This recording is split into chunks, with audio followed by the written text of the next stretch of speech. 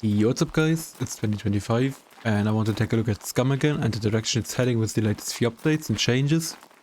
Obviously it's great to see SCUM evolving and to get more updates and features, but there's a good couple of things that I really need to criticize and I quickly want to head into that. So let's get right into it with the biggest disappointment for me, and it's honestly a deal breaker for me for playing the game. They made changes to the player mobility. Though SCUM is already a walking simulator, they still nerfed walking in the game. And I guess what they're trying to do here, they want to make it more realistic. Like, yeah, if you're carrying a bag full of guns in real life, you're not going to be running a marathon, but fair enough. Here's the problem though, SCUM has this empty, massive map, and walking is already like 80% of the gameplay. Now it feels like 90 or even more. For example, I looted a bunker 2 sectors away from a trader and it took me almost 30 minutes to just walk over to the trader and sell a few items. I'm sorry, but I've got better things to do with my free time than walking endlessly across an empty map. So yeah, I'm all for realism, but not when it sucks the fun out of the gameplay. The second thing that really grinds my gear, because honestly I have no words for this one, is, and it's because it's just flat out stupid, the bunny hopping that they changed. And now I get it again, bunny hopping was a super annoying thing in PvP and it needs to be addressed. But the way they did about it is completely lazy in my opinion. Instead of coming up with a proper solution, they just slapped on a ridiculous high stamina drain for jumping. So if you jump, basically you're out of stamina already. I mean 2 times, but it's the same to me. Let me put it this way, if I ever die in the game because I can't jump over a certain object while being chased by a zombie or something, I need to walk around because otherwise I would be out of stamina, I'm like completely quitting, no joke. So what frustrates me the most is that they could have done it properly. For example, they could have made jump height and distance depending on the walking speed that you have. And then also apply a slow whenever you're jumping. It's just like in real life, whenever you're jumping, you normally land on both foot, right? It would slow you down. And you can't jump as high and far anymore. This would basically cancel out bunny hopping, make it realistic, and it doesn't basically make the game clunky. And I think that would be also way more realistic than not being able to jump twice. And just to put it into perspective how ridiculous this change is, there's a sport in Germany called Dreierhop. That's a sport kids do in primary school, and what you do is you run and then you jump 3 times on one leg, and then on the 3rd jump you land on both feet, right?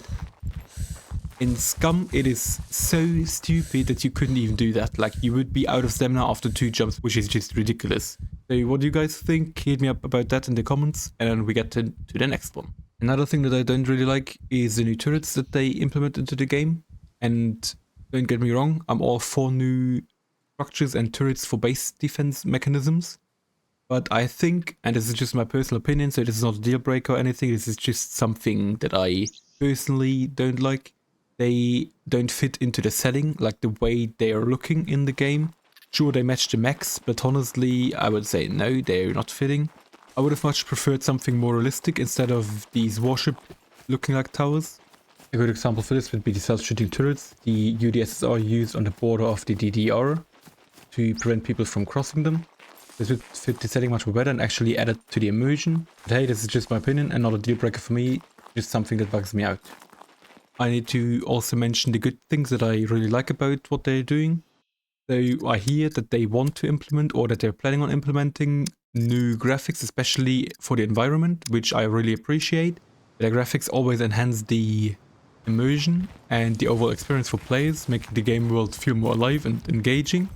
For me, the visuals already look fantastic, but that might be because I recently upgraded to a new PC and I can finally play the game on the highest settings now, so I can't tell you if the graphics setting is already implemented or not. I haven't read the patch notes so far. Either way, it's a step into the right direction. That said, there's a potential downside to more detailed graphics, especially in PvP scenarios. They're using lower graphic settings, strip away unnecessary details, often gaining an advantage by spotting critical information more easily, which can screw the balance. However, this isn't a unique to SCUM problem, it's a common issue in PvP survival games.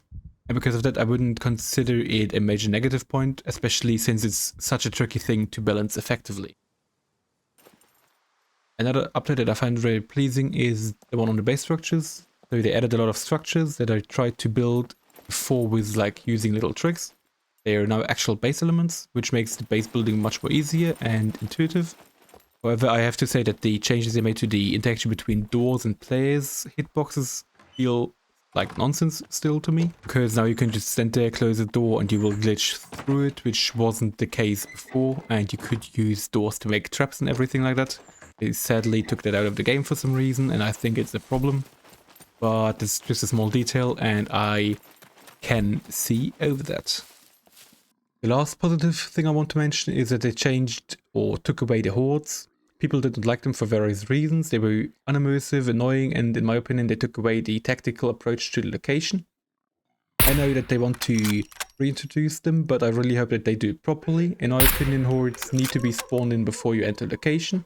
This way players would need to observe the situation, make a plan, and take action. This could potentially open up multiple approaches, such as taking them out stealthily, bypassing them altogether, or using them as a strategical thing for PvP.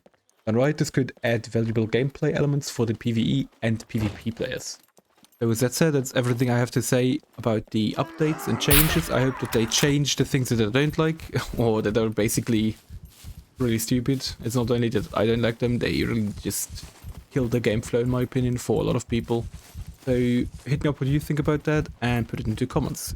Yeah.